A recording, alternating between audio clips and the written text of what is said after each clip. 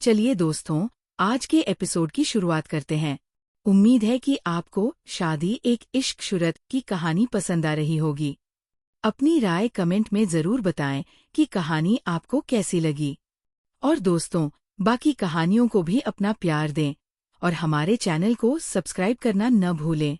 CH 356 uncle aunty बना दो। बचा, शादी कोई गुड्डा गुड़िया का खेल नहीं है जो तुम जब मर्जी खेल लिए। तुम्हारा साथ जो हुआ उसमें सिया की नहीं, हालातों की गलती थी। और बेटा, गांव में किसी लकड़ी का अकेले किसी लड़के के साथ मिलना कितनी बड़ी बात होती है, ये तुम आजकल में मॉडर्न बच्चे नहीं समझोगे। लेकिन आंटी, दीप बेटा, तुम बहुत समझदार हो। सिया की उम्र काफी छोटी है, लेकिन बेटा, अब वो तुम्हारी पत्नी है, इस बात से तुम मुकर नहीं सकते। मैं तो तुमसे यही कहूंगी, शादी जैसे भी हो, तुम्हें अब सारी बातों को बुला के सिया के साथ अपनी नई जिंदगी की शुरुआत करनी चाहिए। दीप के कुछ बोलने से पहले सुजाता जी वापस बोली, लेकिन आंटी, वो अभी बहुत छोटी है, मैं उसे जानता तक नहीं, वो कैसी है क्या है, फिर आप कैसे मुझे अपनी नई जिंदगी शुरू करने को बोल सकती हो। दीप उनकी गोद उठते हुए अपना सर झुकाए बोला। दीप के बात सुन के सुजाता जी मुस्कुरा दी और उसके सर पर हाथ फेर के बोली, मैं कब बोल रही हूँ, अभी से अपनी जिंदगी शुरू करो। अरे, अगर तुम उसे नहीं जानते तो पहले उसे जानो समझो। एक दूसरे की आदतें पसंद ना पसंद सबके बारे में पता चलने के बाद ही तुम अपने रिश्ता निभाना। सुजाता ही ऐसी ही थोड़ी देर दीप को समझाने के बाद उसके कमरे में जाने को बोल देती है। आगे दीप अपने कमरे में आया तो उसने देखा जानवी ज्योति सिया के पास बैठी उसे बातें कर रही थी। दीप उन तीनों को देख कमरे से बाहर जाने को हुआ कि जानवी उसे रोकते हुए बोली, दीप तुम कहाँ जा रहे, अंदर आओ। जानवी की आवाज सुन के दीप कमरे में आ गया और उसे आया देख सिया जल्दी से बेड उठ के नीचे खड़ी हो गई। सिया के ऐसे खड़े होने पर जानवी ज्योति सिया को देखने लगी, जिसने अब अपने सर तक पल्लू ले लिया था। तुम्हें क्या हुआ, तुम दीप को देखकर ऐसे बेड से उठ के पल्लू क्यों कर लिया, जानवी बोली। जानवी की बात सुन के सियाना में सर हिला देती है, जिसे देख जानवी दीप से बोली, दीप सच सच बताओ, तुमने सिया को बात करने से मना किया ना? देखो ना, जब से आई है तब से बस हाके नामे गर्दन हिला रही है। और आपको ऐसा क्यों लगा कि मैंने इसे बोलने से मना किया है? दीप हल्के से स्माइल करके बोला, ताकि कहीं ये तुम दोनों की लव स्टोरी हमें ना बता दे, जानवी हंस के बोली। जानवी की बात सुन के दीप हल्के से मुस्कुरा के बोला, भाभी ऐसा कुछ नहीं, हमारी कोई लव स्टोरी नहीं, मुझे किसी रीजन से इसे शादी करनी पड़ी, वरना कहा ये कहा मैं। दीप एटीट्यूड में बोला, सही कहा तुमने, कहा सिया, और कहा तुम दोनों का कोई मैच ही नहीं है। सिया को तो कोई बढ़िया सा प्रिंस चार्मिंग मिलने चाहिए था, लेकिन मिल गए तुम। जानवी दीप को छिड़ा के बोली। जानवी की बात सुन के दीप का मुंह बन गया, वहीं उसे देख जानवी और ज्योति हंस दी। अब जानवी और सिया दोनों उन दोनों को गुड नाइट बोल के उनके कमरे से निकल गई। वहीं उनके जाने के बाद दीप ने डोर बंद कर लिया। डोर बंद करने के बाद दीप पीछे खड़ी सिया को देख बिना कुछ कहे बाथरूम में चला। वही दीप के जाने के बाद सिया अपना पल्लू सर से नीचे गिराते हुए जाके बेड पर बैठ गई और यहाँ के सभी लोगों के नेचरे के बारे में सोच में मुस्कुरा दी। सच में कितनी अच्छा परिवार है, ये सोचते हुए सिया अभी मुस्कुरा ही रही थी कि दीप बाथरूम का डोर थोड़ा से खोल के सिया को आवाज देता है। सिया। दीप की आवाज सुन के सिया अपना सर घुमा के बाथरूम के डोर की तरफ देखती है, जो हल्का से खुला था, जिसे देख सिया बोली, जी कबर्ड से मेरे कपड़े देना में लाना भूल गया, दीप बोला। दीप की बात सुन के सिया जल्दी से बेड से उठी और अपना सर घुमा के इधर उधर देखने लगी। उसे सामने कबर्ड दिखा, वो जाके कबर्ड खोलती है, उसमें दीप के कपड़े थे, क्योंकि दीप कुछ दिन पहले यही रुका था। दीप के कपड़े देख सिया उनमें से एक जोड़ी फॉर्मल कपड़े निकाल के जल्दी से बाथरूम के डोर के पास जाके कपड़े आगे बढ़ाते हुए बोली, लीजिए। दीप अपना एक हाथ आगे बढ़ा के कपड़े ले लेता है और कपड़े देखकर बोला, ये तुम क्या ले आए, ये नहीं, टी शर्ट और लोवर लेकर आओ, मुझे ये नहीं चाहिए। दीप कपड़े वापस देते हुए बोला। दीप के माना करने पर सिया जल्दी से कपड़े वापस लेकर वापस कबर्ड के पास गई और उसमें दीप के कपड़े ढूंढने लगी, लेकिन उसे मिल ही नहीं रहे थे। वही दीप जो बाथरूम में खड़ा था काफी देर तक जब सिया कपड़े लेकर नहीं आई, दीप एक टोबल अपनी कमर पर लपेट के बाथरूम में बाहर आया और सिया को देखने लगा, जो कबर्ड में घुसी कपड़े ढूंढ रही थी। दीप उसे देख अपना सरनामे हिला देता है और चल के उसके पास आया और उसके पीछे खड़ा होके खुद उसके पीछे से अपना हाथ आगे बढ़ा के कबर्ड से अपने कपड़े उठाते हुए बोला, कहाँ ढूंढ रही हो? ये रहे हैं यहाँ। दीप की आवाज एकदम से अपने पीछे सुन के सिया पलट के जैसे ही पीछे देखती है, अचानक घूमने की वजह से वो दीप के खुले सीने से टकरा गई और एक कदम पीछे हटते हुए उसने अपने सर पर हाथ रख लिया। वहीं सिया के खुद से टकराने पर दीप की बोहें आपस में मिल गई और वो छिड़ के साथ बोला, क्या कर रही? इतना बोल के दीप चुप हो गया, क्योंकि जैसे हो वो सिया को देखता है, उसकी नजरें सीधी जाके सिया की नजरों जा मिली। वो किसी बच्चे की तरह टुकुर टुकुर उसे ही देख रही थी। सिया को खुद की तरफ इस तरह देखता पाके दीप अपनी एक बोहे उठा के बोला, क्या हुआ? ओ! दीप के ऐसे पूछने पर सिया जल्दी से नामे सर हिला देती है और अपना सर झुका लेती है। सिया के ऐसे करने पर दीप की आंखें छोटी हो गई और वो अपना एक कदम आगे बढ़ के बिल्कुल सिया के करीब होते हुए बोला, तो फिर ऐसे क्यों देख रही हो? दीप के अचानक अपने करीब आने पर सिया बिल्कुल कबर्ड में घुस गई और सर झुका के खुद की धड़कनों का शोर सुनने लगी, जो दीप के अचानक अपने करीब आने पर उसकी धड़कनें शोर मचाने लगी थी। सिया को सर झुकाए देख और अपने सवाल का जवाब देते ना देख दीप अपना एक हाथ आगे बढ़ा के उसकी कमर के साइड से निकालते हुए कबर्ड पर रख उसके चेहरे की तरफ थोड़ा झुक के बोला, कुछ पूछ रहा हूँ, ऐसे क्यों देख रही थी मुझे? दीप के अपने इतने करीब आने पर सिया की तो मानो अब सांसें रुकने को थी, क्योंकि दीप इस वक्त उसके काफी करीब आ चुका था। दीप का चेहरा उसके इतने करीब था कि उसकी गर्म सांसें सिया अपने चेहरे पर महसूस कर पास रही थी, जिसकी वजह से सिया दिल तो मानो किसी बुलेट ट्रेन की स्पीड से तेज धड़कने लगा था। आखिर बेचारी सिया कभी किसी लड़के के इतने करीब जो नहीं गई थी। सिया धीरे से अपना सर घुमा के दीप की तरफ देखती है तो उसकी नजरें सीधी दीप की नजरों से जा मिली, जो उसके बेहद करीब खड़ा उसे ही देख रहा था। सिया, कुछ पूछ रहा हूँ, मुझे ऐसे क्यों देख रही थी? दीप वापस सिया की आंखों में देखते हुए बोला। दीप के ऐसे पूछने पर सिया अपना स्लाइबा गटकते हुए धीरे बोली, वो आपके सीने पर वो मेरा सिंदूर लग गया। इतना बोल के सिया अपना सर झुका लेती है। सिया की बात सनकी दीप अपना सर झुका के खुद के सीने की तरफ देखता है, जहां वाकई उसके सीने पर थोड़ा सा सिंदूर लग गया था। शायद थोड़ी देर पहले सिया से टकराने की वजह से लग गया होगा। दीप अपने सीने को देख वापस सिया की तरफ देखता है, जिसके चेहरे की रंगत हल्की हल्की गुलाबी हो गई थी, जिसे देखते हुए दीप के चेहरे पार ना चाहते हुए भी एक ना दिखने वाली स्माइल आ गई। दीप सिया के चेहरे की तरफ देख वापस बोला, अब सिंदूर तो तुमने लगा दिया, इसे साफ कौन करेगा? क्योंकि मैंने अभी अभी नहाया है, मैं वापस तो नहाऊंगा नहीं। दीप की बात सुन के सिया अपना सर घुमा के उसकी तरफ देखने लगी, जिसपे दीप अपने दूसरे हाथ को, जिसमें उसने कपड़े पकड़े थे, उसे सिया के सर के ऊपर कबर्ड से टीका के उसके चेहरे की तरफ देखकर बोला, अब तुमने लगाया है तो साफ भी तो तुम्हें करना हो।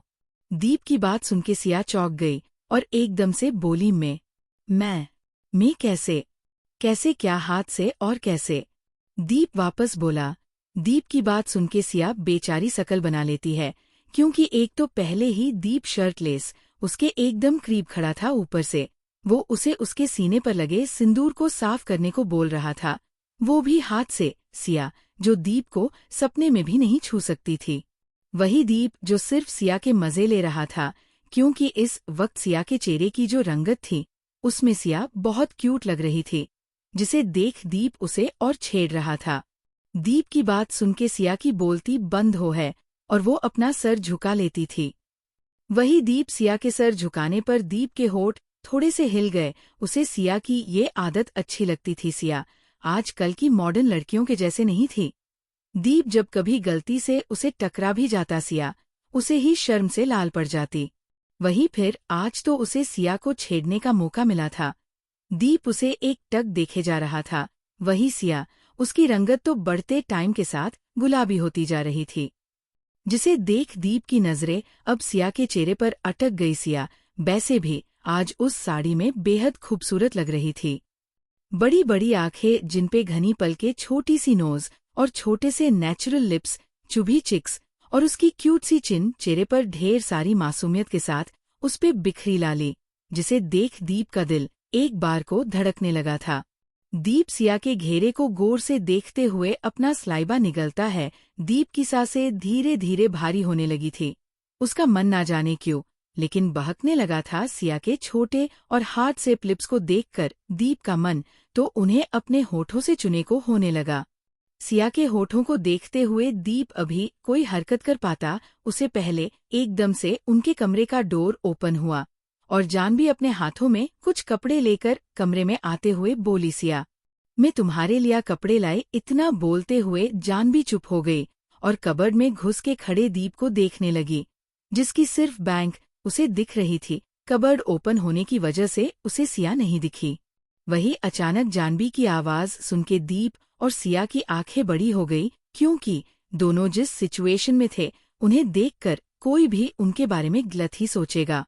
दीप सिया को देखता है, जो जल्दी से अपने सर पर पल्लू ले लेती है और एक नजर उसे देख अपना सर झुका लेती है।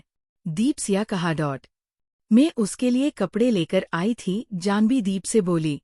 जानवी बात सुनके दीप चुप रहा, जिसपे जानवी उसे वापस आवाज लगाती है, दीप तुम मेरी सुन रहे हो और वहां ऐसे क्यों खड़े हो? और सिया कहा है जानवी के वापस बुलाने पर दीप अपना सर पीट लेता है। अब वो उसे कैसे बताए कि सिया उसके सामने कबर्ड में है और वो उसे घेर के खड़ा है। दीप को वापस अपनी बात का जवाब देते ना देख जानवी को थोड़ा अजीब लगा। वो वापस दीप को आवाज लगती है, दीप, तुम सुन रहे हो मैं क्या बोल रही हूँ? जानवी के वापस बुलाने पर अब दीप एक गहरी सांस भर के अपना सर झुका के कबर्ड से थोड़ा दूर होके खड़ा हो गया। वही दीप के हटने के बाद सिया धीरे से कबर्ड की ओर से अपना सर झुकाए बाहर आते हुए दीप से थोड़ी दूरी बना के खड़ी हो गई। 11 दोनों को कबर्ड के अंदर से निकलते देख जानवी अपने होठों को दबा के खुद को हंसने से रोकने की कोशिश करते हुए अपने साथ लाए कपड़ों को साइड में रख अपना गला साफ करके बोली, हूँ सॉरी, मैंने तुम दोनों को डिस्टर्ब किया, बट गाइज नेक्स्ट टाइम से रात को अपने कमरे को अंदर से लॉक करना मत भूलना।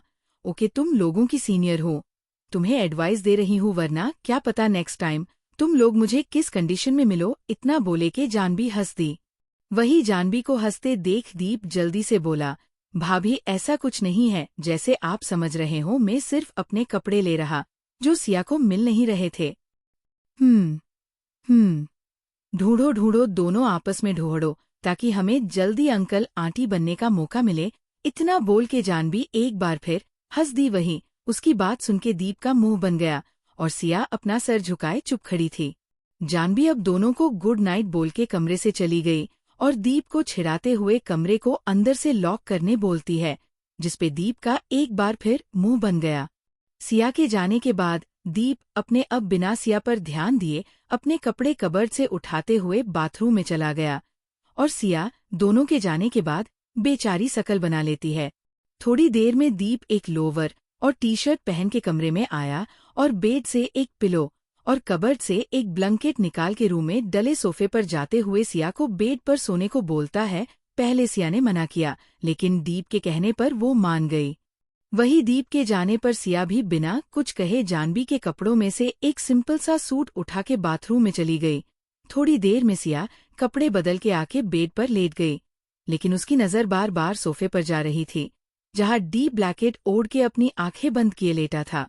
दीप को देख सिया उसकी तरफ करवट ले लेती है। वो अभी थोड़ी देर पहले अपनी और दीप की करीबी को याद करके हल्के से मुस्कुरा दी और उसे देखते देखते कब उसकी आंख लग गई उसे पता ही नहीं चला। CH 357 बस थोड़ी देर करेंगे। सिया के जाने के बाद दीप अपने अब बिना सिया पर ध्यान दिए अपने कपड़े कबर्ड से उठाते हुए बाथरूम में चला गया और सिया दोनों के जाने के बाद बेचारी शकल बना लेती है। थोड़ी देर में दीप एक लोवर और टी शर्ट पहन के कमरे में आया और बेड से एक पिलो और कबर्ड से एक ब्लैंकेट निकाल के रूम में डले सोफे पर जाते हुए सिया को बेड पर सोने को बोलता है। पहले सिया ने मना किया, लेकिन दीप के कहने पर वो मान गई। वही दीप के जाने पर सिया भी बिना कुछ कहे जानवी के कपड़ों में से एक सिंपल सा सूट उठा के बाथरूम में चली गई। थोड़ी देर में सिया कपड़े बदल के आके बेड पर लेट गई, लेकिन उसकी नजर बार बार सोफे पर जा रही थी, जहां दीप ब्लैंकेट ओढ़ के अपनी आंखें बंद किए लेटा था। दीप को देख सिया उसकी तरफ करवट ले लेती है। वो अभी थोड़ी देर पहले अपनी और दीप की करीबी को याद करके हल्के से मुस्कुरा दी, और उसे देखते देखते कब उसकी आंख लग गई उसे पता ही नहीं चला। आगे दूसरी तरफ अंश के कमरे में ज्योति जब सिया के कमरे से वापस अपने कमरे में दूध का ग्लास लेकर आई, वैसे ही किसी ने उसे पीछे से अपनी बाहों में भर लिया। किसी के अपनी बाहों में भरने पर सिया के होठों पर स्माइल आ गई, और वो अपने हाथों में पकड़े ग्लास तो टेबल पर रख बोली, सोए नहीं अभी सभी तक? आप नीचे तो बोल रहे थे आपको बहुत नींद आ रही है। अंश ज्योति के ऐसे कहने पर अपना चेहरा पीछे उसके गले में छुपाते हुए बोला, नींद तो आ रही है, लेकिन तुम्हारे बगैर नहीं आ रही। अब तुम आ गई तो नींद भी आ जगाई। अंश की बात सुनके ज्योति के होठों पर स्माइल आ गई, और वो उसके हाथों पर अपने हाथ रख उसके कंधे पर अपना सर टीका के बोली, अच्छा, लेकिन आज तो मैं मम्मी जी के पास सोने जा रही हूँ, और पापा जी आपके पास आके सोएंगे। ज्योति की बात सुनके अंश एकदम से उसे दूर होके चौंक के बोला, क्या डॉट? लेकिन वो क्या? अंश के अचानक इतने चौंकने पर सिया अपना सर घुमा के अंश को देखती है, जिसकी शकल पर टेंशन छा गई थी, जिसे देख ज्योति एकदम से हंस पड़ी। वही ज्योति को एकदम हंसते देख अंश का मुंह बन गया, और वो समझ गया कि उसने उसे उल्लू बनाया है। क्या यार, तुम भी डरा दिया था मुझे? अंश बेचारी शकल बना के बोला। ओ मेरा बेबी, डर गया। सिया हंसते हुए आगे बढ़ के अंश के गाल खींचते हुए बोली। सिया के ऐसे गाल खींचने पर अंश के होठों पर स्माइल आ गई, और वो वापस उसकी कमर पर अपने हाथ लपेटते हुए उसके घेरे के करीब अपना चेहरे ले जाते हुए बोला, अच्छा तो मैं तुम्हारा बेबी हूँ। अंश की बात सुनके ज्योति उसके गले में अपनी बाहों का हार डालते हुए हाँ में सर हिला दे रही है, जिसे देख अंश शरारत से मुस्कुराया, और अपनी नजरें ज्योति के चेहरे से हटा के थोड़ा नीचे देखते हुए शरारत से बोला, तो मुझे दूध पीना।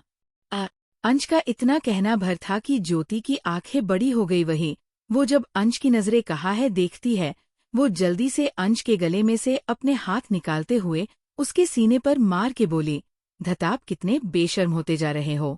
अरे अब दूध पीने में कैसी शर्म? अगर मैं दूध नहीं पीऊंगा तो मुझमें ताकत कहाँ से आएगी, और ताकत नहीं आएगी तो मैं तुम्हें सेटिस्फाइड कैसी करूंगा? और अंश आगे कुछ बोल पाता उससे पहले ही ज्योति उसके मुंह पर हाथ रख के बोली, बस बस, आप कितनी गंदी गंदी बातें करते हो। आहान पर इसका क्या असर पड़ेगा? क्या पड़ेगा? क्या वो भी अपने पापा की तरह एकदम रोमांटिक हो जाएगा, फिर उसकी बीबी उसे खुश, और तुम मुझसे? इतना बोलते हुए अंश शरारत से ज्योति की तरफ अपनी आंख बिंग कर देता है। वही ज्योति उसके कंधे पर मारते हुए बोली, आप भी कुछ बोलते हो? आहान के अभी दूध के दांत नहीं गिरे, और उसे आप रोमांटिक बना दो? 11 उसके नहीं गिर तो क्या हुआ, उसके पापा के गिर गए, और मुझे रोमांस करना कुछ ज्यादा ही अच्छे से आता है, कहो तो थोड़ा सा कर ले। अंश वापस शरारत से बोला। अंश की बात सुनके ज्योति उसकी बाहों की कैद से निकालने की कोशिश करते हुए बोली, अंश जी छोड़िए मुझे नहीं करना कुछ नहीं करना तो कम से कम दूध तो पिलाती जाओ, मुझे भूख लगी है। अंश उसकी कमर पकड़ते हुए बोला। अंश के वापस पकड़ने पर ज्योति उसके सीने पर अपने दोनों हाथों को टीका के उसे खुद से थोड़ा दूर करते हुए बोली, आपको लगता है मैं आपका पेट भर पाऊंगी? और वैसे भी अभी मैं फीड करवाने में केपेबल नहीं ही। ज्योति के ऐसे बोलने पर अंश अपना मुंह दबा के हंस दिया, और अपना एक हाथ आगे बढ़ा के टेबल पर रख दूध को ज्योति के सामने करते हुए शरारत से बोला, मैंने कब कहा तुम मुझे वो पिलाओ? में तो इसकी बात कर रहा है, लेकिन अगर फिर तुम मुझे अपना दो। इतना बोल के अंश अपनी बात अधूरी छोड़ ज्योति की तरफ शरारत से मुस्कुराने लगा। वही अंश के हाथ में दूध का ग्लास देख ज्योति अपनी आंखें बंद कर लेती है। उनसे तो कुछ और ही सोच लिया था। ज्योति अपनी आंखें खोल के वापस अंश की देखती है, जो अपने चेहरे पर शरारत लिए उसे ही देख मुस्कुरा रहा था। ज्योति अब उसके सीने से धक्का देकर खुद से दूर करती है, और भाग के क्लोसेट में चली जाती है। उसके ऐसे जाने पर अंश हंस दिया और अपने हाथ में पकड़े दूध को देख खुद में हंसते हुए उसे पी लेता है।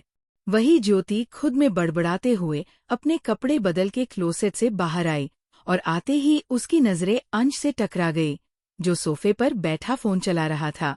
ज्योति को कमरे में वापस आया देख अंश वापस शरारत से उसकी तरफ मुस्कुरा दिया। वही ज्योति उसे नाराज होते हुए मुंह फेर के जाके बेड पर सो रहे आहान के पास लेटा गई और दोनों के ऊपर ब्लैंकेट डाल लिया। ज्योति को ऐसे करते देख अंश अपना सोफे से खड़े होते हुए मुस्कुराया और चल के बेड के पास आया। ज्योति अपनी साइज बिल्कुल किनारी से सो रही थी ताकि अंश उसके पीछे आके ना लेट सके, जिसे देख अंश एक बार फिर हंस दिया। वो अब उन दोनों ना बेटे को देख अंश आगे बढ़ा के आहान को धीरे से अपनी गोद में उठा लेता है, लेकिन तभी ज्योति उसका हाथ पकड़ के उसे घूरती है, जैसे पूछ रही हो, कहाँ लेकर जा रहे हो आप मेरे बच्चे को? ज्योति का सवाल समझ के अंश आंखों से क्रिडेल की तरफ इशारा करता है, जिसपे ज्योति अपना सर नामे हिला देती है, जैसे कहे रही हो वो आज यही सोएगा। ज्योति के ना करने पर अंश ज्योति को अपनी छोटी आंखें करके घूरता है, जैसे बोल रहा हो, लेकिन मुझे तुम्हारे करीब सोना है। लेकिन ज्योति नजरें फेर लेती है, जिसे देख अंश आहान को धीरे अपनी गॉड में उठा के क्रिडल में सुला देता है। उसके माथे पर चूम एक उसे ब्लैंकेट कवर करके खुद बेड पर आके ज्योति को अपनी बाहों में भर लेता है। अंश के ऐसे करने पर ज्योति उसकी बाहों में कसमसाई और उसे खुद से दूर करने की कोशिश करते हुए बोली, छोड़िए मुझे, मैं आपसे नाराज हूँ। वही अंश उसे कस के अपनी बाहों में पकड़ते हुए उसके गले में अपना चेहरा छुपाते हुए बोला, यार गुस्सा क्यों हो रही हो, मैं तो मजाक कर रहा था, तुम तो सीरियस हो गई। हाँ मैं सीरियस हो गई, आप हर बार मेरा मजाक बनाते हो, ज्योति मुंह बना के बोली।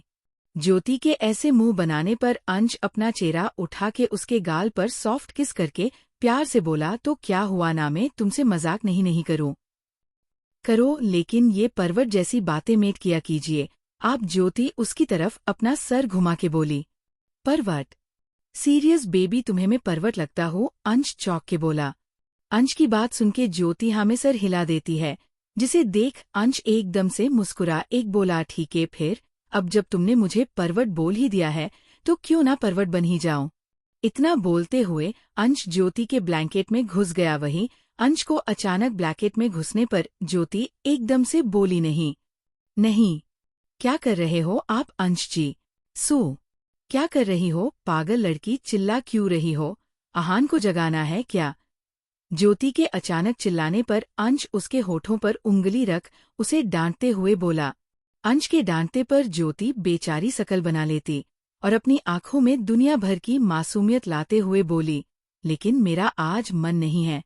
ज्योति के ऐसे मना करने पर अंश उसके होठों पर लाइटली किस करते हुए बोला, बस थोड़ी देर के लिए डॉट। अंश के ऐसे करने पर ज्योति पप्पी फेस बना लेती है, जिसपे अंश उसी किस्सी करते हुए बोला, जान ऐसा फेस मत बनाओ वरना थोड़ी देर कब बढ़ जाए मुझे खुद पता नहीं चलेगा, क्योंकि तुम इस वक्त बहुत क्यूट लग रही, मुझे फिर आग जो होगा उसमें मेरी कोई गलती नहीं होगी, अंश बोला। अंश की बात सुनके ज्योति उसे घूर के देखने लगी, जिसपे अंश हंस दिया, उसके गाल को अपने हाथ से खींचते हुए बोला, गुस्से में तो एकदम जहर लगती हो। अंश के ऐसे करने पर अब ज्योति छिड़ गई और उसके हाथ पर मारते हुए बोली, आप सच में बहुत बड़े वाले हो। वो तो मुझे मालूम है कि मैं बड़ा हूँ। इतना बोल के अंश शरारत से मुस्कुरा के ज्योति की तरफ आंख बिंग कर देता है। वहीं उसकी इस हरकत पर ज्योति उसे घूर के देखती है। अंश अब स्माइल करते हुए आगे बढ़ा और उसके होठों से अपने होठों को जजोड़ के उसे किस करने लगा। पहले ज्योति उसकी किस में उसका साथ नहीं देती, लेकिन अंश के प्यार भरे स्पर्श को महसूस करके ज्योति उसकी किस में उसका साथ देने लगी। वही अंश के हाथ ज्योति को किस करते हुए उसकी शर्ट के अंदर जाके उसकी बॉडी पर नाचने लगे। वही ज्योति के हाथ अंश के गले में लिपटते हुए उसके बालों में घूमने लगे।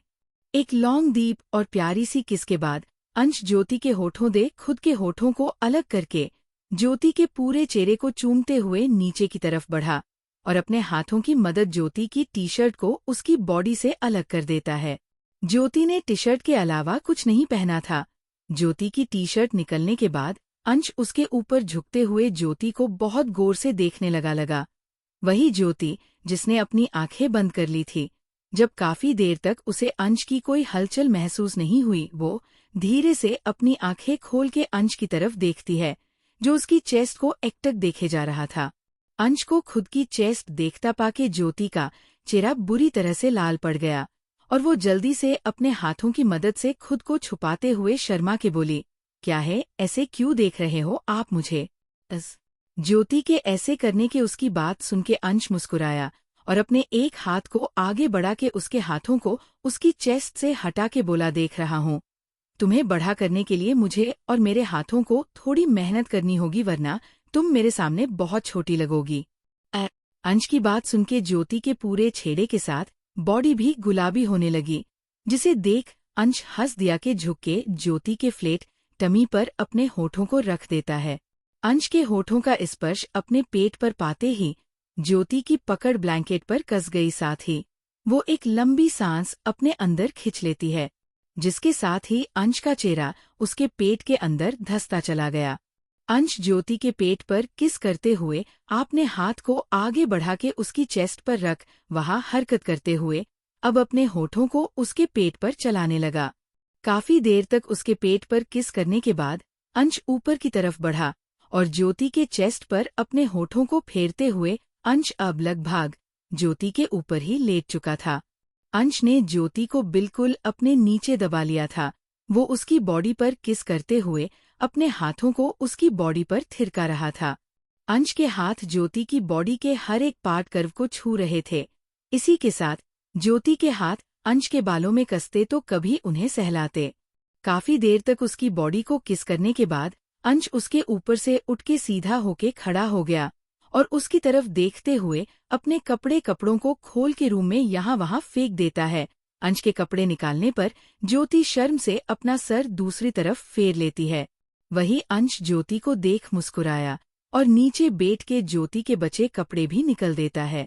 वो ड्रॉअर से एक प्रोटेक्शन का पैकेट निकाल के ज्योति को देखता है, जो शर्मलाल होके उसकी तरफ देखने की हिम्मत भी नहीं कर रही। अंश उसे देखते हुए पैकेट को खोल के खुद पहन लेता है और दोनों के ऊपर ब्लैंकेट डालते हुए रूम की लाइट बंद करके सिर्फ एक येलो डिम लाइट जला लेता है और वापस ज्योति के ऊपर आते हुए उसे किस करने लगा। अंश ज्योति को किस करते हुए उसके दोनों हाथों में अपने हाथों को उलझा लेता है और इसके पूरे चेहरे पर किस करते उसके होठों अपने होठों को जोड़ लेता है। अंश अभी ज्योति को किस कर ही रहा था कि अचानक ज्योति अपने हाथों को अंश की पकड़ से छुड़ाने की कोशिश करने लगी, साथ ही उसकी आंखें कस मीचेली। उसके चेहरे दर्द उभर आया। वही अंश उसके होठों को चूमते हुए उसकी बॉडी में एंटर होके एकदम शांत उसके ऊपर लेटा रहा और थोड़ी देर तक ज्योति को मिस करने के बाद जब अंश को फील हुआ ज्योति अब थोड़ी रिलैक्स है, वो उसके होठों को छोड़ उसके चेहरे को देखता जो शांत लेटी थी। अंश आंखों से उसे आगे बढ़ने की परमिशन मांगता है, जिसपे ज्योति धीरे से हाँ में सर हिला देती है और अंश वापस उसके गले में अपना चेताए छुपा के उसे धीरे धीरे प्यार करने लगा। CH 358 पतला या मोटा मेरे हाथ में थोड़ी है। वही अंश ज्योति को देख मुस्कुराया और नीचे बैठ के ज्योति के बचे कपड़े भी निकल देता है।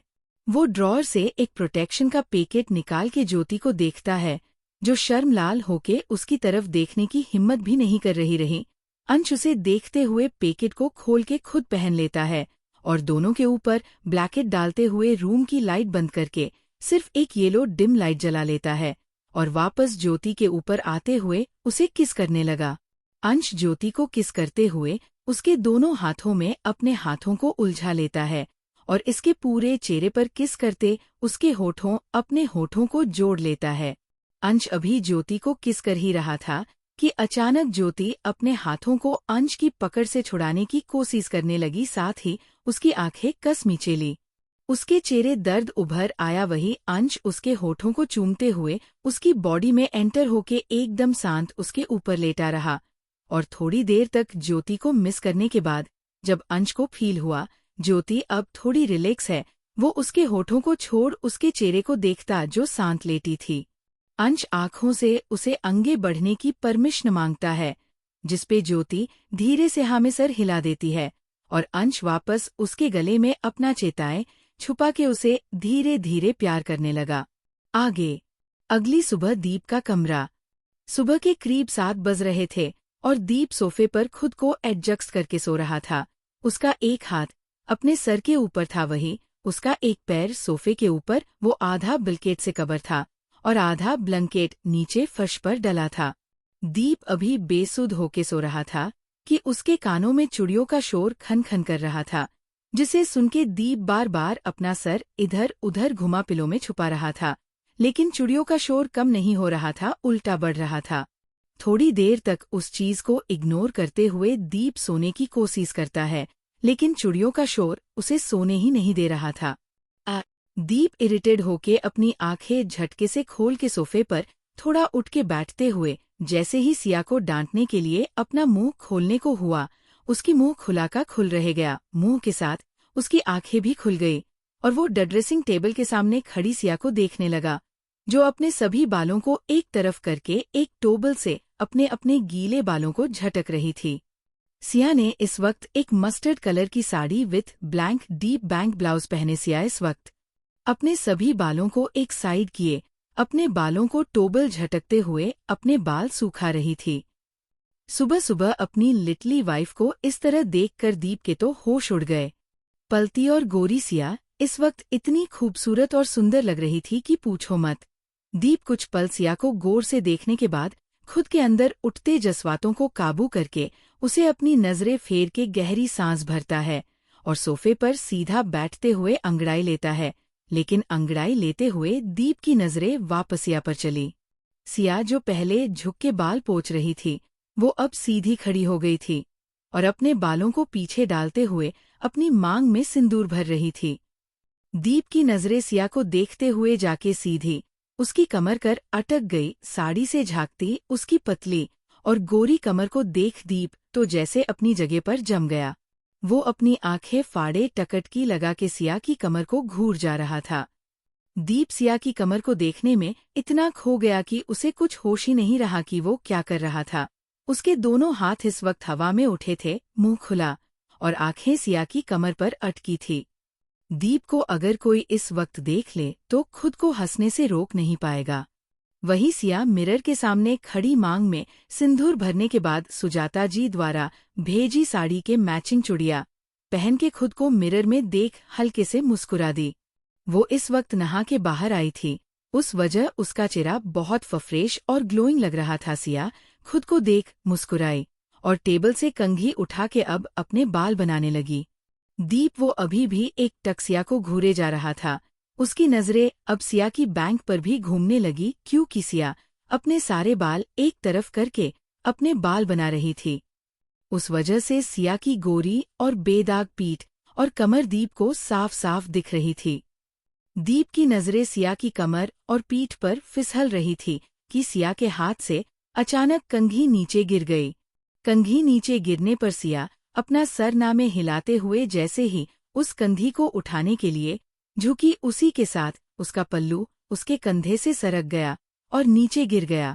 सिया का पल्लू नीचे गिरते देख दीप की आंखें बड़ी हो गई और वो जल्दी से अपनी नजरें सिया से फेर लेता है, क्योंकि पल्लू गिरने की वजह से सिया का क्लीवेज साफ साफ दिख गया। वही सिया, जिसका ध्यान अभी तक दीप पर नहीं था, वो भी जल्दी से अपने पल्लू को अपने सीने पर डाल के दीप की तरफ देखती है, जो सोफे पर बैठा अपने सर दूसरी तरफ घुमा के अपने उंगलियों से खेलते हुए बैठा था।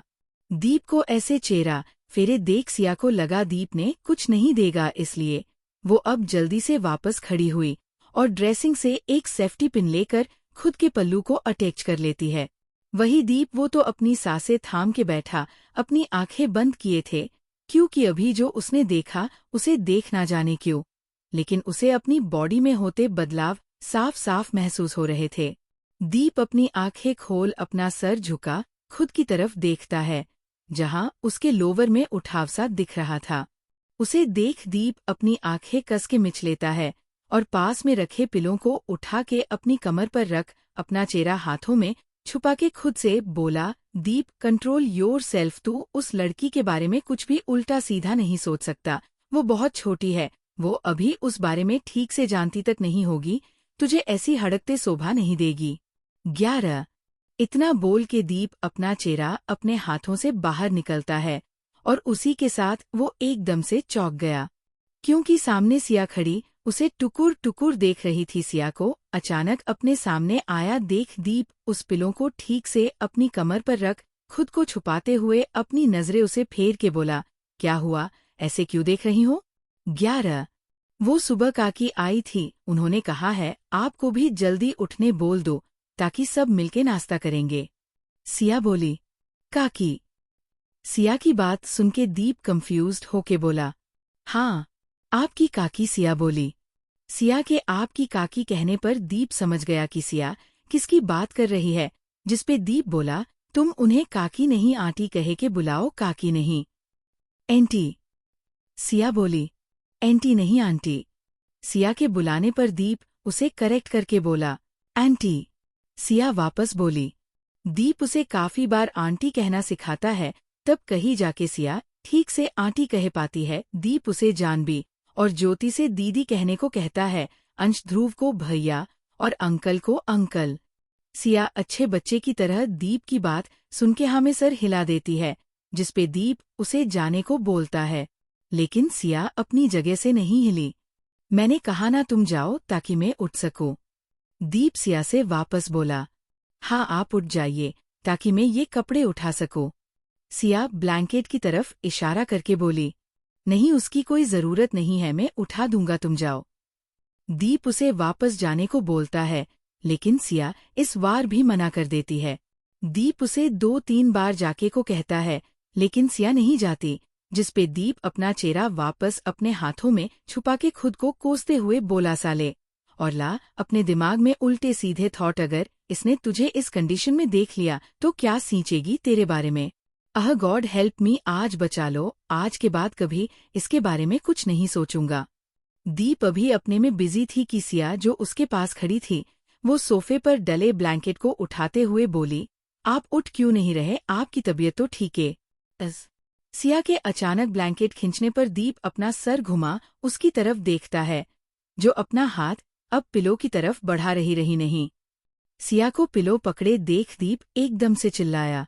दीप के अचानक चिल्लाने पर सिया डर गई और एक कदम पीछे हटते हुए दीप को देखने लगी, जो उसे ही देख रहा था।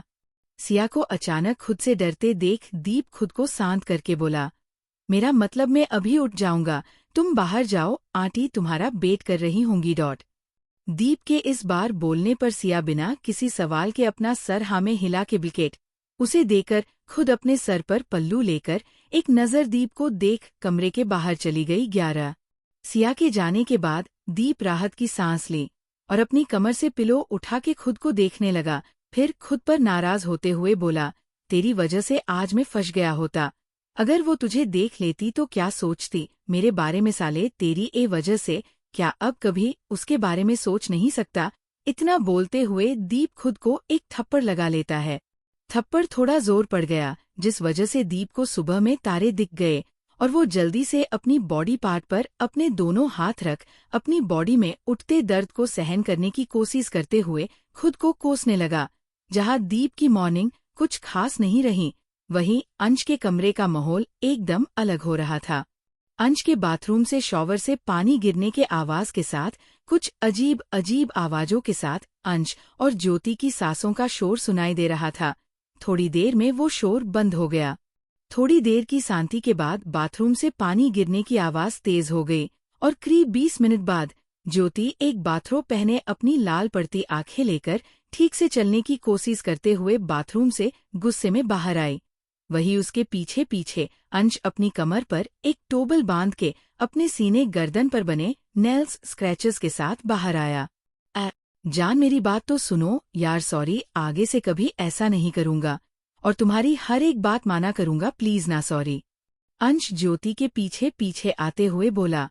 वही ज्योति अपने भारी गले के साथ नाराज होके बोली, मुझे नहीं चाहिए आपका सॉरी, आपने कल रात भी यही कहा थोड़ी देर करूंगा, लेकिन आखिर में आपने अपनी मन की और फिर से आपने वही किया।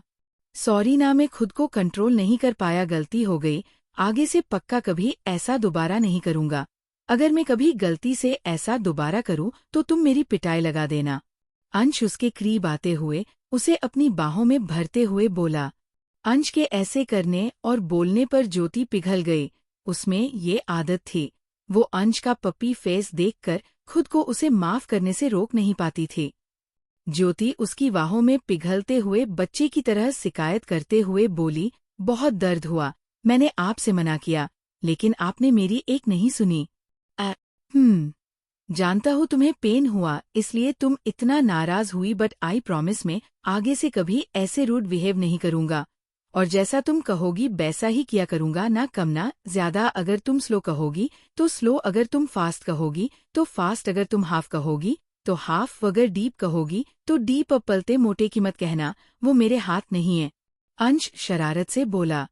वही अंश की बात सुनके ज्योति खुद को शर्म से मुस्कुराने से रोक नहीं पाई और घूम के अंश के सीने में अपना चेहरा छुपा के उसके सीने पर मारते हुए बोली, धताब बहुत बेशर्म होते जा रहे। ज्योति को अपने सीने से लगने पर अंश उसकी पीठ पर अपने हाथ कस हंस दिया और उसके बालों को चूमते हुए बोला, अभी बेशर्म नहीं होऊंगा तो क्या बुढ़ापे में होऊंगा। अंश की बात सुनके वो दोनों हंस दिया। अब दोनों साथ में क्लोसेट में गए और कपड़े पहने के एक दूसरे को रेडी करने में हेल्प करते हैं। अंश ज्योति की मांग में सिंदूर भर के उसके माथे पर चूम लेता है और ज्योति उसके ऐसे करने पर प्यार से मुस्कुरा दी। वही अंश अपने हाथ में पकड़ी टाई को उसके सामने करते हुए पहनाने को बोलता है, जिसपे ज्योति उसके हाथ से टाई लेकर बांधने लगी। इस बीच अंश के हाथ ज्योति की कमर पर कस गए और वो शरारत करते हुए कभी उसकी कमर को पिंच करता तो कभी उसके पेट पर अपनी उंगलियां चलता। वही अंश के ऐसे करने से ज्योति को बार बार गुदगुदी हो रही थी और वो अंश के हाथों को हटाने की कोशिश करती, लेकिन अंश कहाँ मनाने वालों में से था। वो वापस अपने हाथ उसकी कमर पर रख वही करने लगता। टाई बांधने के बाद दोनों एक साथ खुद को मिरर में देखते हैं। दोनों मेड फॉर इच अदर लग रहे थे। ज्योति ने आज ब्लैक सूट पहने था, वही Ansh white shirt with blue jeans पहने था। एक दूसरे को देखते हुए अंश अपना फोन निकालते हुए बोला, आज तो एक पिक्चर बनती है, हम दोनों कितने सही लग रहे हैं। इतना बोल के अंश मिरर पिक लेने लगा। वो ज्योति की कमर पकड़ खुद के बिल्कुल करीब कर लेता है और उसके गाल पर किस करते पिक्चर क्लिक कर लेता है, जिसमें ज्योति मुस्कुरा रही थी। दोनों एक साथ कुछ फोटो क्लिक करते हैं। तब आहान भी जाग गया, फिर दोनों ने उसके साथ भी ढेर सारी फोटोज ली। CX 359, मुझे दूध पीना है। इस बीच अंश के हाथ ज्योति की कमर पर कस गए और वो शरारत करते हुए कभी उसकी कमर को पिंच करता तो कभी उसके पेट पर अपनी उंगलियां चलता। वही अंश के ऐसे करने से ज्योति को बार बार गुदगुदी हो रही थी और वो अंश के हाथों को हटाने की कोशिश करती, लेकिन अंश कहाँ मनाने वालों में से था। वो वापस अपने हाथ उसकी कमर पर रख वही करने लगता। टाई बांधने के बाद दोनों एक साथ खुद को मिरर में देखते हैं। दोनों मेड फॉर इच अदर लग रहे थे। ज्योति ने आज ब्लैक सूट पहने था, वही Ansh white shirt with blue jeans पहने था। एक दूसरे को देखते हुए अंश अपना फोन निकालते हुए बोला, आज तो एक पिक्चर बनती है, हम दोनों कितने सही लग रहे हैं। इतना बोल के अंश मिरर पिक लेने लगा। वो ज्योति की कमर पकड़ खुद के बिल्कुल करीब कर लेता है और उसके गाल पर किस करते पिक्चर क्लिक कर लेता है, जिसमें ज्योति मुस्कुरा रही थी। दोनों एक साथ कुछ फोटो क्लिक करते हैं। तब आहान भी जाग गया, फिर दोनों ने उसके साथ भी ढेर सारी फोटोज ली। आगे थोड़ी देर बाद सभी लोग डाइनिंग टेबल पर बैठे हुए था। वही आज सिया किचन में थी, क्योंकि सुजाता जी दीप को अपना बेटा मानती थी, इसलिए आज उन्होंने सिया की पहली रसोई की रस्म करवा थी। वही बाहर सभी घर वाले बैठे किचन से आती महक को स्मेल करके खुश हो रहे थे। अंश जो दीप के पास बैठा था, दीप को बार बार अपने हाथ से खुद को वहां टच करते देख अंश शरारत से मुस्कुरा के बोला, क्या हुआ, तू बार बार वहां क्यों रबकार रहा है, कल रात कुछ हुआ क्या तेरे और सिया के बीच। अंश की बात सुनके दीप जो छिड़ के बैठा था, वो अंश की बात सुनके और छिड़ गया और मुंह बना के बोला, शट अप यार, तुझे मैंने पहले ही सब बता दिया था, हमारे बीच ऐसा कुछ नहीं होने वाला। दीप को चिढ़ते देख अंश मुंह बना के बोला, हाँ तो गुस्सा क्यों हो रहा है, आराम से बात कर ले। अंश के ऐसे बोलने पर अब दीप कुछ नहीं बोला और शांति से बैठ गया। वही किचन से कुछ सर्वेंट अपने हाथों में खाने के बॉल लेकर बाहर आए और एक एक करके डाइनिंग टेबल पर रख देते हैं। टेबल पर 5-6 बॉल आने के बाद आखिर में सिया अपने सर तक घूंघट करके अपने हाथ में बॉल लेकर आई, जिसे देख सुजाता जी मुस्कुरा दी और उसे टेबल पर रखने को बोलती है। सिया उसके कहे मुताबिक वो बॉल टेबल पर रख देती है। स्मेल तो बहुत बढ़िया आ रही है, ये अब तुमने बनाया है? अंश खाने की महक लेते हुए सिया से पूछता है। अंश के पूछने पर सिया हाँ में सर हिला देती है। सिया के हाँ करने पर सुजाता जी उसे अपने पास बैठने को बोली है, लेकिन सिया आप सब खाइए बोल के वही साइड में खड़ी हो गई। सिया के माना करने पर सुजाता जी सार्जेंट को इशारा करती है और इसी के साथ सभी सर्वेंट एक एक करके बॉल्स के ढक्कन हटा देते हैं। ढक्कन हटते ही सब अब खाने को देखने लगे। आलू के पराठे, मेथी पालक की पूड़ी, कचौड़ी, समोसा, पोहे, चावल सूजी का हलवा, लौकी का हलवा, छिला दही की लस्सी और आखिर में सिवैयाँ और चावल की खीर। इतना सारा खाना देख सभी की नजरें सिया पर चली गई, जो अपना सर झुका के खड़ी थी। ये सब तुमने बनाया है? अंश चौंक के बोला। अंश के वापस पूछने पर सिया हाँ में सर हिला देती है। अकेले? इस बार दीप बीच में चौंक के बोला। दीप के ऐसे पूछने पर सब दीप को देखने लगे जैसे पूछ रहे हो, क्या तुम्हें मालूम नहीं था सिया इतना कुछ बना लेती है? वही सभी को अपनी तरफ देखता पाके दीप सभी की तरफ देख खुद को शांत दिखाते हुए बोला, मेरा मतलब आज तक इसने इतना सब बनाया नहीं ना, बस इसलिए पूछा। दीप के ऐसे कहने पर सभी हंस दिए और दीप एक नज़र सिया को देख टेबल पर रखे खाने को देखने लगा। वाकई उसने कभी सोचा नहीं था सिया इतना कुछ बना लेती होगी। चलो अब सब खाना शुरू करो और याद रखना इस खाने को खाने के बदले सभी को सिया को कुछ ना कुछ गिफ्ट देना होगा, फ्री में कुछ खाने को नहीं मिलेगा। सुजाता जी अपने प्लेट सीधी करते हुए बोली। वही सुजाता की बात सुन के सब अब अपने सामने रखे उस टेस्टी खाने पर टूट पड़े, क्योंकि उस खाने से बहुत अच्छी खुशबू रही थी। सभी ने थोड़ा थोड़ा खाना अपनी प्लेट और कटोरियों में निकाल लिया था और सब साथ में अपनी पहली बाइट के तौर पर कुछ ना कुछ खाते हैं। पहली बाइट खाते ही सब एक दूसरे की शकल देखने लगे। वही सभी को एक दूसरे की तरफ देखता पास के सिया अपने पल्लू पर अपनी पकड़ कस रही थी, क्योंकि उसे डर था कहीं सबको खाना पसंद आएगा कि नहीं।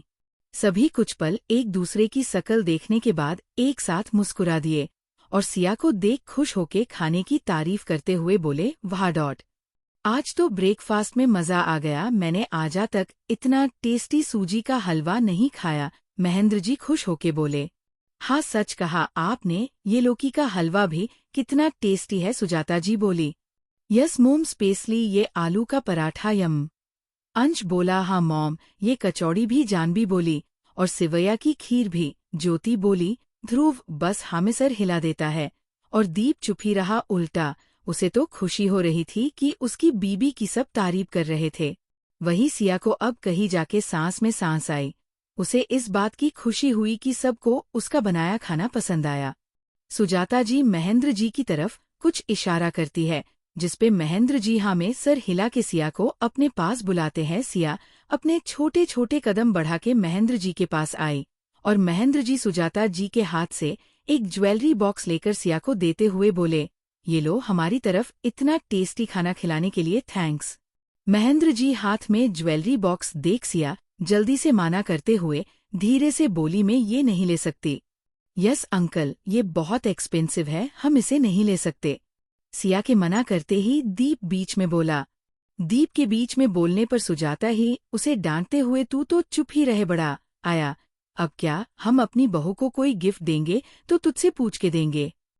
लेकिन आंटी चुप कर और शांति से अपना ब्रेकफास्ट कर। दीप के कुछ बोलने से पहले सुजाता जी उसे डांटते हुए बोली। वही सुजाता जी के ऐसे डांटने पर अंश दीप को पीछे खिंच के बोला, क्या है तुझे बड़ी खुजली होती है, शांति से नहीं बैठ पा रहा? लेकिन यार चुप कर। दीप के वापस कुछ बोलने पहले इस बार अंश उसे डांट के बोला, जिसपे दीप मुंह बना के चुप हो गया। वहीं महेंद्र जो और सुजाता की काफी फोर्स करने पर सिया बेचारी शकल बना के दीप की तरफ देखती है। सिया को दीप की तरफ देखता पाके सुजाता जी बोल पड़ी, उस गधे को क्या देख रही हो?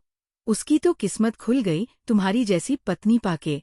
सुजाता जी की बात सुनके बेचारा दीप जो फोहा खा रहा था उसके हाथ तक गए कि वो बेचारी शकल बना के सुजाता जी की तरफ देखने लगा, जिसपे सुजाता जी हंस के बोली, सच बोल रही ही हूँ। अब तू ही बता तो कितना किस्मत वाला है, एक तो तुझे इतनी खूबसूरत पत्नी मिली, दूसरी उसे इतना अच्छा खाना बनाना आता है, और क्या चाहिए तुझे? थोड़ा सा दिमाग जो इसमें बिल्कुल नहीं है। सुजाता की बात खत्म होते हुए दीप धीरे से खुद में बुदबुदाता है। कुछ कहा तुमने? सुजाता जी बोली। सुजाता जी के पूछने पर दीप जल्दी एल्स ना में सर हिला के उन्हें अपने दांत दिखा देता है। वही सुजाता जी अब खुद उठ के सिया के हाथ में वो बॉक्स देते हुए बोली, तुम मेरी बहू हो, इसलिए मेरा जो मन होगा मैं तुम्हें तोहफा दूंगी। तुम्हें इस दीप से डरने की जरूरत नहीं, अगर ये तुमसे कुछ कहें तो मुझे बताना, इसकी क्लास लगा दूंगी। सुजाता की बात सुन के सिया मुस्कुरा दी और उनके पैर छू लेती है। सिया सुजाता जी के बाद महेंद्र जी पैर चुने को हुई, लेकिन महेंद्र जी माना कर देते हैं। वही ध्रुव अपने बॉलेट में जितना केश होता है उसे निकाल के सिया की तरफ बढ़ाने लगा, जिसपे जानवी उसके हाथ पर मारे हुए बच्चों की तरह बोली, आप भी ये बेवकूफों जैसे काम मत किया करो, गिफ्ट देना है, पैसे नहीं। जानवी के ऐसे सबके सामने मारने पर ध्रुव बेचारी शकल बना के बोला, लेकिन मेरे पास फिलहाल कोई गिफ्ट नहीं है। नहीं है तो ऑफिस से वापस आते वक्त लाना, जानवी उसे घूर के बोली, जिसपे ध्रुव किसी अच्छे बच्चे की तरह हाँ में सर हिला देता है। सब ध्रुव को जानवी की ऐसे बात मानते देख हंस रहे थे, क्योंकि पूरे घर पर धोनस जमाने वाला आज अपनी बीबी के आगे भीगी बिल्ली की तरह हाँ में सर हिला रहा था। सॉरी सिया, फिलहाल मेरे पास भी कोई गिफ्ट नहीं है, मैं भी ऑफिस से वापस आते वक्त तुम्हारे लिए गिफ्ट लाऊंगा। अगर तुम्हें कुछ चाहिए हो तो मुझे बता, तो मैं वही ले आऊंगा। अंश बीच में बोला। अंश की बात सुन के सिया मना करती है कि उसे कुछ नहीं चाहिए और ना गिफ्ट की कोई जरूरत है, लेकिन अब उसकी कौन सुनने वाला था। 11 दीप, तुम सिया को कोई गिफ्ट नहीं देने वाले, मुझे पक्का यकीन है तुमने अभी तक उसे कुछ गिफ्ट नहीं दिया होगा। सुजाता जी बोली। सुजात की बात सुन के अंश हंसते हुए बोला, दीप यहाँ गिफ्ट थोड़ी देगा, वो तो कमरे में अकेले में सिया को गिफ्ट देगा। क्यों दीप? अंश दीप की तरफ हंस के बोला। अंश की बात सुन के जहाँ दीप को खांसी आ गई, वहीं सब घर वाले अजीब नजरों से अंश को देखने लगे, जो अपने जोक पर अकेले ही हंस रहा था। वही अंश की बात सुन के उसके पास बैठी ज्योति उसकी लेप पर पिंच कर लेती है, जिसपे अंश एकदम से के साथ अपनी लेप को सहलाते हुए ज्योति की तरफ देखता है, जो उसे घूर के देख रही जैसे बोल रही हो, आपकी जरा भी सेंस नहीं है, बोलने का कब कहा क्या बोलना है। ज्योति को अपनी तरफ ऐसे घूरता पाके अंश बेचारी शकल बना के चुप हो गया। वही दीप अंश को घूर के उसकी दूसरी लेप पर कस के पिंच कर लेता है। इस बार अंश लगभग चिल्ला के अपनी जगह से उठते हुए अपनी लेप पकड़ लेता है। अब अंश दीप की तरफ देखता है, जो उसे खा जाने वाली नजरों से देख रहा था, जिसे देख अंश रोनी सूरत बना के किसी बच्चे की तरह बोला, यार मुझे नहीं खेलना, तुम दोनों मुझे पिंच कर रहे हो, जाओ, मैं नहीं खेल रहा। इतना बोल के अंश किसी छोटे बच्चे की तरह मुंह बना के टेबल से अपनी प्लेट भरते हुए जाके उन दोनों से थोड़ी दूरी पर बैठ गया। उसके जाने के बाद सभी वापस हंसी मजाक करते हुए ब्रेकफास्ट करने लगे। वही सिया को सुजाता जी ने बुलाया, लेकिन उसने कहा बाद में खाएगी। अंश जो सबसे दूर बैठा हुआ था वो अब ज्योति को देख रहा था, जो मजे से अपना ब्रेकफास्ट कर रही थी। ज्योति, मुझे दूध पीना है। अंश जो ज्योति से थोड़ा दूर बैठा था वो एकदम से बोल पड़ा। अंश की अचानक ऐसी बात सुन के ज्योति, जो अपनी दही की लस्सी पी रही थी, उसे बहुत जोर से ठसक लग गया और वो खांसने लगी। ज्योति को अपनी बात सुन के खांसते देख अंश के होठों पर शरारत भरी स्माइल आ गई। वही दीप, जो ज्योति के पास बैठा था, वो ज्योति को खांसते देख जल्दी से उसे पानी देता है। ज्योति पानी पी के थोड़ी शांत हुई और वो घूर के अंश की तरफ देखती है, जो शरारत उसकी तरफ ही देख मुस्कुरा के वापस बोला दूध। अंश की बात सुन के ज्योति का मन उसके मुंह पर सामने रखी लस्सी को मारने को हो रहा था, लेकिन वो सबके सामने तो ऐसा कर नहीं सकती। वही ज्योति को अपनी बात का जवाब देते ना देख अंश वापस बोला, मुझे वो चाहिए जो तुम्हारे हाथ में। अंश को अपनी बात कहने के बाद शरीफ बनते देख ज्योति घूर के उसकी तरफ एक लस्सी का ग्लास बढ़ा देती है कि अंश उसे देखते हुए लस्सी का ग्लास उठा के उसकी तरफ शरारत से अपनी एक आंखें बिंग करके ग्लास को अपने मुंह एल्स लगा लेता है। वही अंश के आंख बिंग करने पर ज्योति तो आंखें फाड़े उसे देख रही थी। जैसे जैसे वो अंश के साथ टाइम बिता रही थी, उसे अंश की एक अलग ही साइड देखने को मिल रही थी। ये उसकी पूरी फैमिली बैठी ब्रेकफास्ट कर रही है और ही इंसान सभी के सामने उसे डबल मीनिंग बातें कर रहा था। थोड़ी देर में सब ब्रेकफास्ट करके अपने अपने काम पर निकल गए।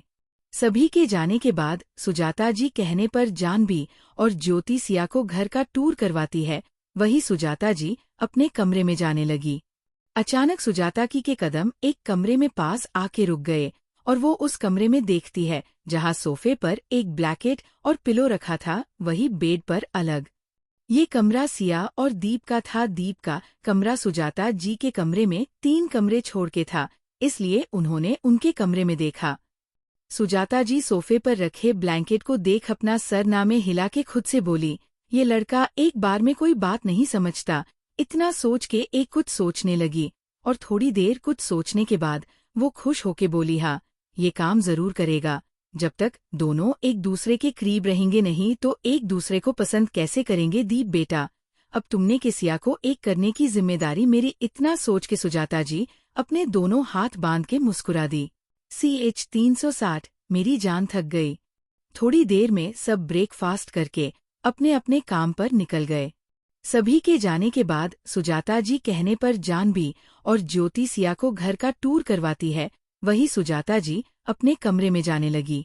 अचानक सुजाता की के कदम एक कमरे में पास आके रुक गए और वो उस कमरे में देखती है जहाँ सोफे पर एक ब्लैंकेट और पिलो रखा था, वही बेड पर अलग। ये कमरा सिया और दीप का था। दीप का कमरा सुजाता जी के कमरे में 3 कमरे छोड़ के था, इसलिए उन्होंने उनके कमरे में देखा। सुजाता जी सोफे पर रखे ब्लैंकेट को देख अपना सर नामे हिला के खुद से बोली, ये लड़का एक बार में कोई बात नहीं समझता।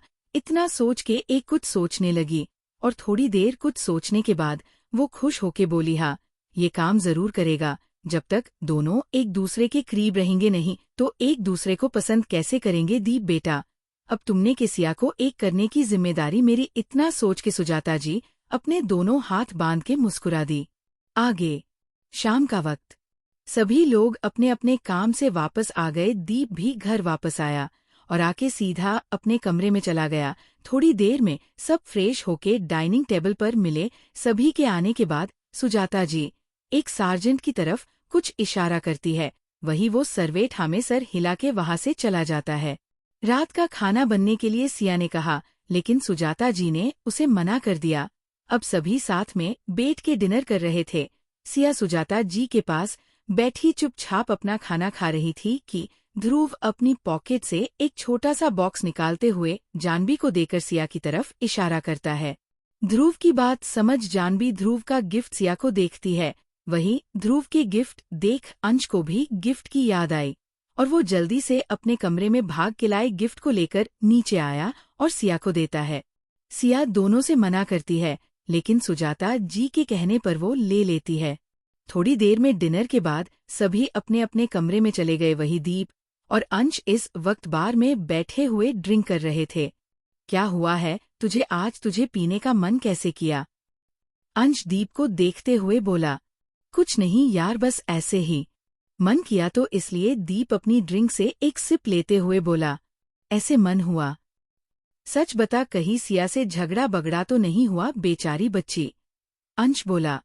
अंश की बात सुन के दीप उसे घूर के देखते हुए बोला, पहले तो तू उसे बच्ची बोलना बंद कर, बार बार याद मत दिला कि मैंने खुद से छोटी लड़की से शादी की है, और वैसे भी जिस तरह तू उसे बच्ची बोलता है ने, वो उतनी भी बच्ची नहीं है, सब जानती है वो 11। अच्छा, वो सब जानती है, तू भी सब जानता है, तो फिर रुके किस लिए हो, चक दे फट्टे कर दे। अंश हंस के बोला, शट अप यार, हर बात पर मजाक मत किया कर, तुझे कितनी बार कहूँ, मेरे और उसके बीच वैसा कुछ नहीं होने वाला। दीप मना करते हुए बोला, क्यों भई, क्यों कुछ नहीं हो सकता? तुझमें कोई प्रॉब्लम है क्या? अंश वापस हंसते हुए बोला। अंश के ऐसे बोलने पर दीप उसकी पीठ में घूंसा मार के उसे घूरते हुए बोला, साले कुछ भी मत बोला कर, ऐसा कुछ नहीं है, मैं बिल्कुल फिट और चुस्त हूँ। तो प्रॉब्लम क्या है? देख अब सिया तेरी बीबी है, आज नहीं तो कल तुझे ना सही, लेकिन उसे तेरी नीड होगी। और अभी सिया जिस एज पर है, हम सब जानते हैं, इस एज में हार्मोन्स डेवलप होते हैं, जिसे हम लोगों को अपनी बॉडी एक अलग ही जोश दिखाता है, जिसे हम लोगों की लकड़ा लड़की की तरफ अट्रैक्शन होता है। हम उस स्टेज से आगे है, बच्चिया तो अभी वहीं पर है ना, अंश बोला। अंश की बात सुन के दीप मुंह बना के अपनी ड्रिंक पीने लगा। यार अब तू अपनी प्रॉब्लम शेयर नहीं करेगा तो तुझे एडवाइस कैसे दूंगा, बताना क्या हुआ? अंश बोला। अंश की बात सुन के दीप कुछ पल चुप रहा, फिर अपना सर झुकाए बेचारी शकल बना के बोला, यार वो मेरे से काफी छोटी है, कल की बात है, गलती से मैं उसके थोड़ा करीब हो गया, मेरा फेस उसके फेस के ठीक सामने था। उसे अपने इतने करीब देखकर खुद को मैंने कैसे कंट्रोल किया मुझे ही मालूम है। हाँ, तो तूने खुद को कंट्रोल किया क्यों? जो तेरा दिल चाहता था वो कर देता। अंश नॉर्मली अपनी ड्रिंक पीते हुए बोला। अनियनियनी। अंश की बात सुन के दीप छिड़ के बोला। वही दीप के ऐसे करने पर अंश उसे अजीब नजरों से देखने लगा, जिसपे दीप बोला, जब तेरी और ज्योति की शादी हुई थी तब तू क्यों उसे बचता फिरता था? मुझे बताया रोहन ने, तुम दोनों एक कमरे में रह के एक बेड पर सोते थे। जब तू उसके इतने करीब होके झंडे नहीं गाड़ पाया था तो मुझे क्या एडवाइस दे रहा है? दीप की बात सुन के अंश अपनी आंखें छोटी करके उसे घूर के बोला, सालों तुम लोग मेरे पीठ पीछे मेरी प्राइवेट लाइफ डिस्कस करते हो। अबे चले वे कहे कि प्राइवेट लाइफ, जिसमें तू ज्योति को किसके आगे कुछ कर ही नहीं पाया। दीप बोला। दीप की बात सुन के अंश हंसते हुए बोला, किसने कहा मैं कुछ नहीं कर पाया? कल रात 3 राउंड खेले तेरे भाई ने। अंश एटीट्यूड मारते हुए बोला। अंश की बात सुन के दीप अपना मुंह मटका के बोला, 7 महीने में 3 राउंड? वाओ। दीप के ऐसे बोलने पर अंश बोला, हाँ तो 7 महीने में या 8 महीने में, लेकिन कर तो लिया, तेरी तरह अपनी वर्जिनिटी लेकर तो नहीं घूम रहा। अंश के ऐसे ऐसे बोलने पर दीप वापस उसकी पीटने में मारते हुए बोला, तू इधर उधर से आके मेरी वर्जिनिटी पर क्यों उंगली करता है? साले तो और क्या करूं? और मैंने अपने एक्सपीरियंस से बता रहा हूँ, गुस्सा रहे के या बीबी से दूर भाग के कोई फायदा नहीं है, आखिर में हमें उनसे प्यार हो ही जाता है, और हम वही करते हो जो मैं तुझे करने की एडवाइस रहा हूँ, अंश बोला। अंश की बात सुन के दीप चुप रहा। दीप एक बहुत सुलझा हुआ लड़का था, वो बात की गहरी को समझता था। अब वो बिना अंश से कुछ कहे अपनी ड्रिंक पीने लगा। थोड़ी देर में दीप और अंश अपने कमरे की तरफ बढ़ गए। दीप के दिमाग में अंश की बातें घूम रही थी कि आज नहीं तो कल उसे सिया की नीड जरूर होगी, और होगी भी, क्यों ना, आखिर वो भी एक आदमी है, उसकी भी कुछ पर्सनल नीड थी। यही सब सोचते हुए दीप अपने कमरे में पहुंचा। कमरे में अंदर आते ही दीप की आंखें छोटी हो गई, क्योंकि उसका कमरा इस वक्त खाली खाली दिख रहा था। कमरे में रखे सोफे सब अपनी जगह से गायब था, नीचे बिछी कारपेट भी अपनी जगह पर नहीं थे। रूम में सिर्फ बेड डला था, उसपे भी एक छोटा सा ब्लैंकेट, जिसमें 2 लोगों का सोना मुश्किल था। कमरे में आए बदलाव को देख दीप का मुंह बन गया और वो अपना पैर पटकते हुए किसी बच्चे की तरह बोला, आंटी। दीप अपनी कमर पर हाथ रख के अभी सब देख रहा था कि बाथरूम से सिया बाहर आई।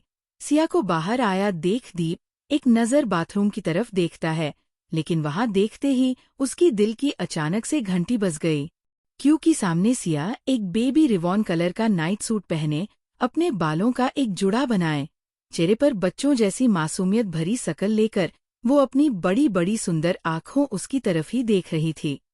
सिया को आज पहली बार इस तरह नाइट सूट में देख दीप के दिल में तो गिटार सी बजने लगी, क्योंकि सिया इस वक्त लगी इतनी क्यूट रही थी। सिया इस वक्त 16-17 साल की स्कूल गर्ल्स लग रही थी, जिसे देखते हुए दीप का मन डालने लगा। दीप का मन सिया को अपनी बाहों में भर के उसे अपने सीने से लगाने को कहने लगा, कुछ नशा होने की वजह से, तो कुछ सिया की खूबसूरती में खोके। दीप एक टक सिया को बिना पलक झपकाए देख रहा था। वही दीप को खुद की तरफ इस तरह देखता पाके सिया को ना जाने क्यों लेकिन शर्म सी आने लगी। उसने आज तक ऐसे कपड़े नहीं पहने थे। गांव में हमेशा उसने सूट या लेंगा चोली ही पहने थे। आज उसने पहली बार इस तरह के कपड़े पहने थे, क्योंकि जानवी ने उसे रात को ये पहने को दिए थे। ये कहे कि ये रात में ये कंफर्टेबल होते हैं। काका क्या हुआ? आप मुझे ऐसे क्यों देख रहे हो? मैं अच्छी नहीं लग रही क्या? दीप को खुद की तरफ एक टक देखता पाके सिया धीरे से बोली। सिया के ऐसे पूछने पर दीप एक गहरी सांस भर के उसे अपने पास आने का इशारा करता है। दीप का इशारा समझ के सिया अपना सर झुका के धीरे से चल के दीप की तरफ बढ़ी।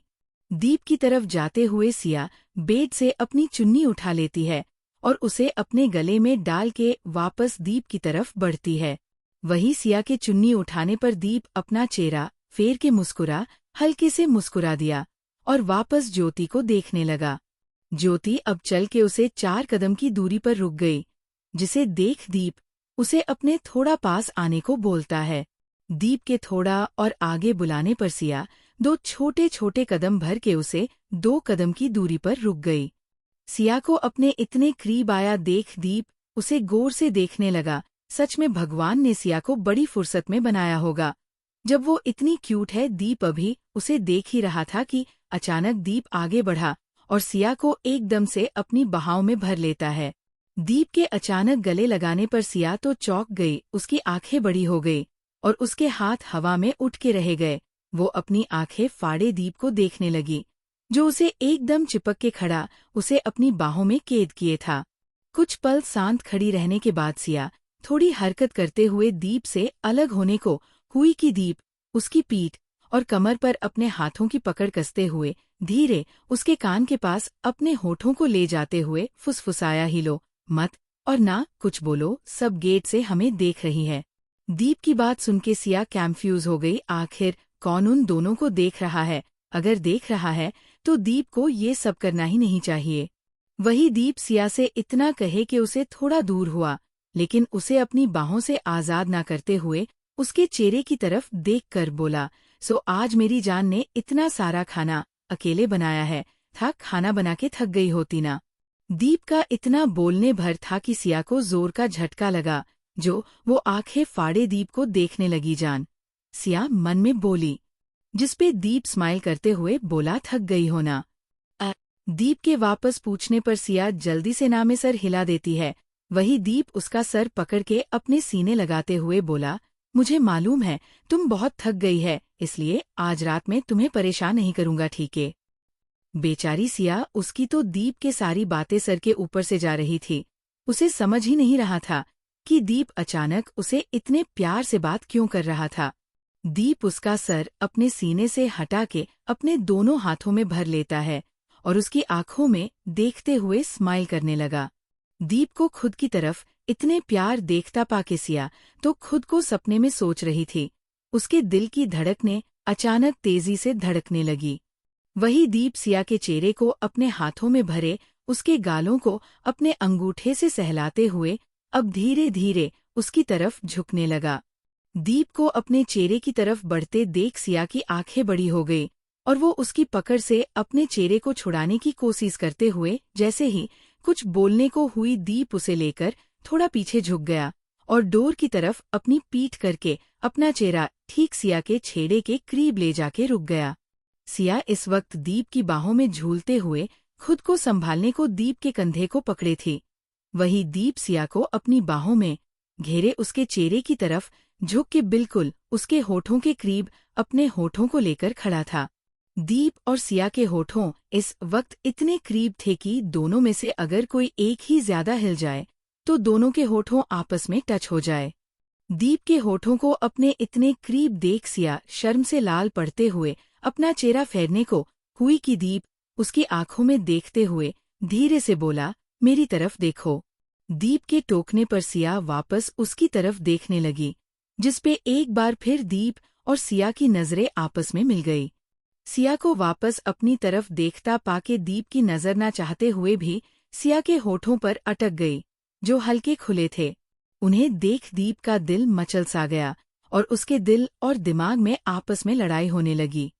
जहां दिल उसे सिया के होठों को किस करने को कह रहा था, वहीं उसका दिमाग उसे ऐसा करने से मना कर रहा था। दीप अभी अपनी उधड़े भून में लगा था कि सिया धीरे से बोली, कौन देख रहा है हमें?